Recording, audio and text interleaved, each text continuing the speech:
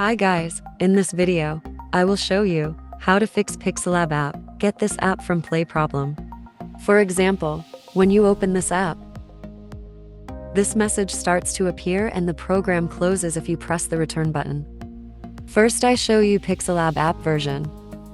My Pixellab app version is TO07.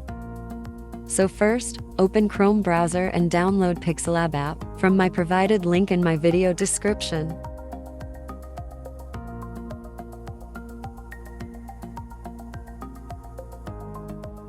After downloading complete, go back and uninstall a previous version for Pixellab.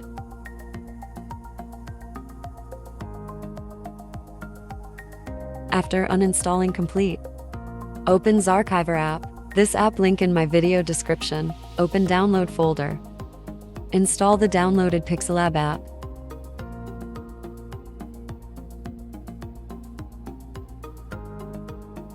After installation complete, now I show you Pixellab version. Now see app version, TO07, same like previous Pixellab version. Now open Pixellab app again. You can see Pixellab app crash and get the app from Play. Problem fixed. Let's enjoy. I hope you like this video. Thanks for watching.